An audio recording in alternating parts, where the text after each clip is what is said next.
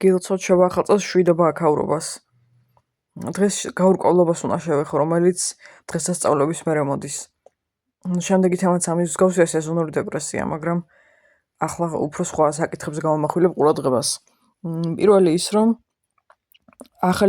შობა ახალი წლის მერე თითქოს იდენტობას ვკარგავ თუ რაღაც აღარ ვიცი რა ვქნა და იანვრის ბოლოს და თებერვალში უფრო უცნაურად ვარ ხოლმე. თითქოს რაღაც მშრალი და ბნელი თვეებია. ძველი ახალი წელი რო გადის, მაგის მერე ვატყობ, რომ უკვე ყველაფერი დასასრულს უახლოვდება და თან ახლა ვინც ესე თქვა ამ არ დადეგებს მოვესწარით სკოლის დროს, როცა 20 იანვრამდე ჩერდებოდა ხოლმე სასწავლო პროცესი.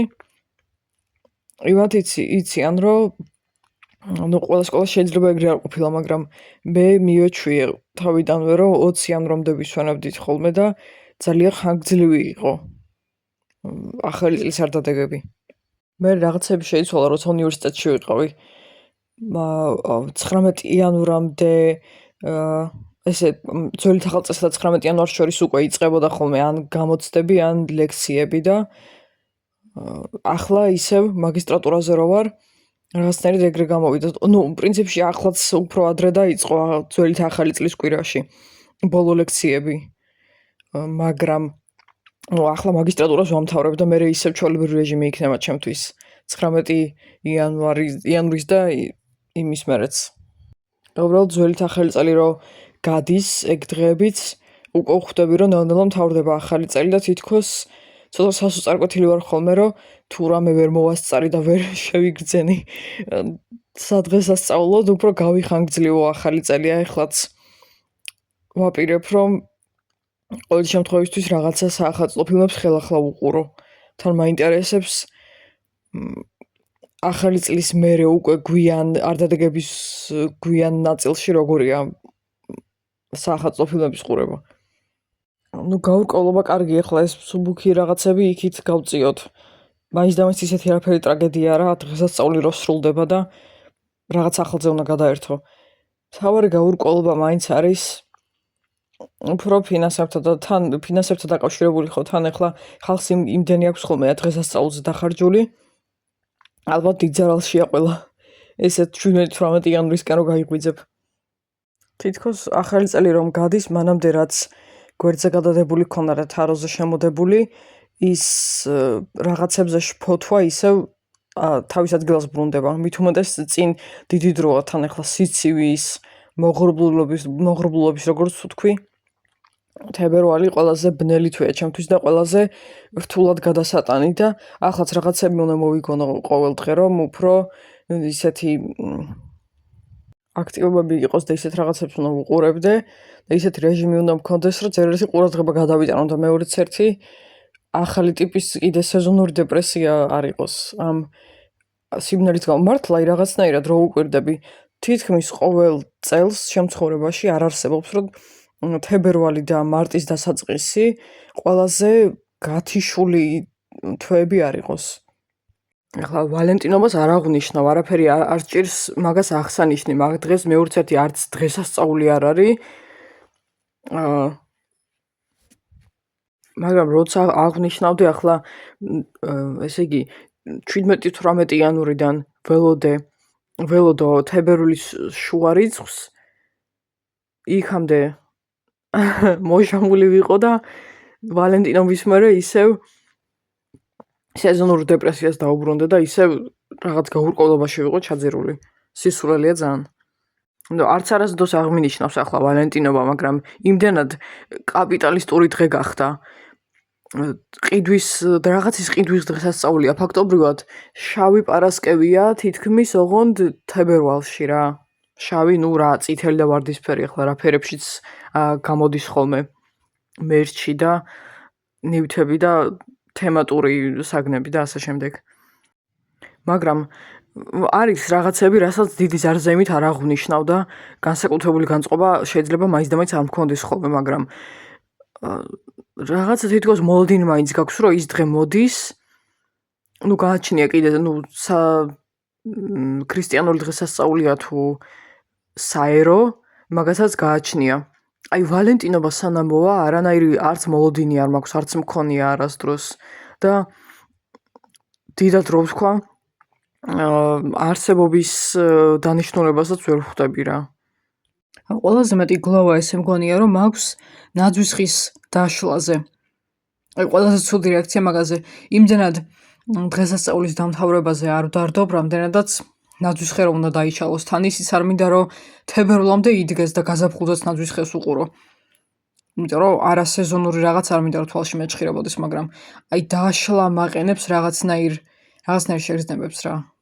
იანვარი ზოგადად რთული თვეა ყველასთვის, ისედაც ვინც ჩვეულებრივად იანვარში აღნიშნავს ახალ წელს ყველა საზოგადოებისთვის.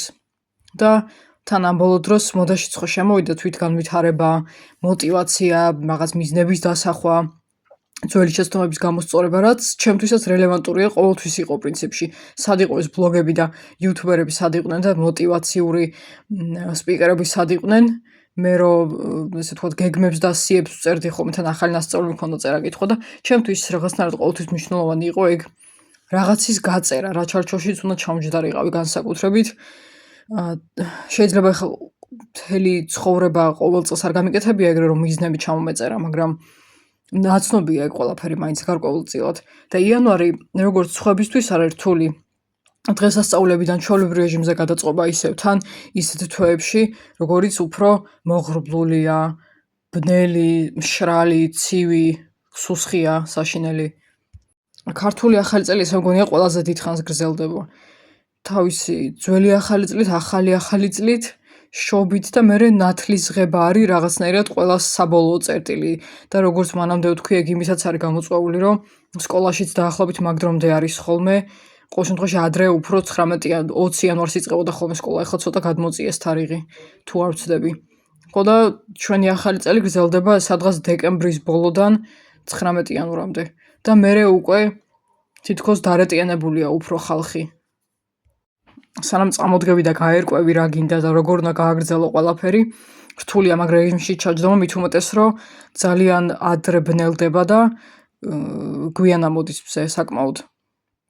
ასე რომ დილის 8-ზე და 7-ზე თუ გაქვს დასახული მიზანი, რომ ამ წელს უნდა მივეჩვიო დილას ადრე ადგომას, მოგიწევს სიბნელეში ადგომა თავიდან, რაც ძალიან ცუდია. მე მაგალითად ვერ ვიტან სიბნელეში დილას ადგომას და მაგიტო არის მე მგონი რომ ამდენი ხანია არ გამომდის ძალიან ადრე ადგომა, იმიტომ რომ თუ არ დამჭირვებია ისე რაღაცა ხო ეს ადგომის საათები მოუწესრიგებელი მაქვს. ძილის რეჟიმი უფრო მოვაწესრიგე და უფრო ვიცი რომელ საათზე ვიძინებ და რომელ საათზე უნდა ავდგერ, თითქოს ჯერ ჩამოუყალიბებელი ვარ მაგაზე. პლუს მაგაზე დრო დაამატო ძალიან შეშფოთებით და შიშით უყურებთ რაღაცებს, როგორ გამვითარდება მოვლენები და აბსოლუტურად გასაგებია ეგ რატომაც. და ერთადერთი ქვეყანა არ ვართ, სადაც კონფლიქტია, სადაც მთავრობა ხალხს ჩექმას აჭერს, სადაც დიდრები უფრო საყვარელი კეთილი და თავზე ხელგადასასმელი ხალხია და ახლა გუშინ გავიგერო საარსებო მინიმუმით შეამცირეს და მართლა ვერ ხვდები რას აკეთებენ. ერთი თუ იმას აკეთებენ, რომ თვითონ ცოცხლად იწვავენ თავს, კი ბატონო დაიწვან და ტოტიც მოიჭრან და ყველაფერი იქნან. ისე მოიჭრან ტოტი, რომ ჯოჯოხეთის ქვედა სიღრმეებზე მოხვდნენ და იქ ჩაცვიდნენ. არანაირი პრობლემა არ არის. მთავარია, რომ ვინმე კიდე ვინღაცა არ შეეწიროს სხვისი ჯანმრთელობა, სიცოცხლე და სხვისი ცხოვრებაც. წინა წელსაც ეგრე იყო, წინა წელს ახალ წელს რო ჩავწერე პოდკასტი, იქაც ეგრე ვლაპარაკობდი. მე კიდე მოусმინე, გადავხედე, აღარ მახსოვდა რა ვთქვი იმ ეპიზოდში და ყველამ ძალიან ერთხულოვნად თქვა წინა წელს დეკემბერში, რომ არავის არ ახალწლებოდა და ხალხი საერთოდ გამართულ ღონისძიებებზეც არ წავიდა, რაც ვისურვებდი, რომ წელსაც ყოფილიყო და საახალწლო სოფელში არ წასულიყვნენ და ბავშვებიც არ წაიყვანოთ, მით უმეტეს, რომ სიძვირით და სხვა რაღაცებით უკმაყოფილოები დარჩნენ. მაგრამ იმედია სხვა რაღაცებში გამოვიჩენთ ესეც სიმტკიცეს და არ ვიცი, ბოიკოტირებას უნდა მივეჩვიოთ რა. შეიძლება ასე თუ ისე გავრილოვის ღამის მერე დადგა დღის წესრიგში გავიგეთ ეს ბოიკოტირება და რაღაცის არ ყიდვა და რაღაცის დაქენსელება პროდუქტების და ბრენდების რა არის, მაგრამ ჩვევაში არ გვაქვს და ძალიან ცუდია ეგ. მარტო ბრენდების კი არა, ღონისძიებებისაც და კარგი იქნებოდა, რომ აი ესეთი საახალწლო სოფელი და ასეთი რაღაცები, სადაც არ ვიცი, პოლიცია ხელკეტს ირტყავს ხელის გულზე, თან ისე იმის თვალწინ უნდა გაერთო იმის თანდასწრებით, ხელკეტის თვალწინ არ ვიცი, რამდენჯერაც ჩავიარე, იმდენი პოლიციის მანქანები აყენია და მიზანს ვერ ხვდები, უსაფრთხოების გამოა თუ სხვა მიზეზის გამო, ეგაა საინტერესო. უფრო მეორე მგონია სხვა რამის გამო. ხო და ბევრი რომ აღარ გავაგრძელო, გაურკვევლობა პირველ რიგში ინდივიდუალურ დონეზე არის შენ ცხოვრებას რას უშვრები, ახალი წლის მერე როგორ რამდენად მალე გამოფხიზლდები დღესასწაულის მერე, რამდენად მალე ჩადგები რეჟიმში და როგორ ეგუები ამ ზამთრის პერიოდსაც, იმიტომ რომ ახლა ყველაზე რთული თვეებია იანვარი, თებერვალი, მარტი, ყველაზე რთული თვეებია მაგ ხრივ. მარტი ხო საერთოდ მარტი არის მარტის რაღაც წინასწარ მეშინია ხოლმე. ცალკე ამინდის გამო და ცალკე სხვა რაღაცების გამოც. როგორ ჩადგები რეჟიმში, ინდივიდუალურ დონეზე და ისიც ვახსენე, რომ თითქოს სევდაც არის აი ნაძვის ხის დაშლის გამო დღესასწაული რომ გადის მაგის გამო მიხედვით იმისა, რომ დიდხანს გრძელდება ქართული ახალი წელი. ჩემ შემთხვევაში ჯანმრთელობის საკითხების გამოც ცხადია და უფრო მასშტაბურ და საზოგადოებრივ დონეზე ჩვენთან რა ხდება.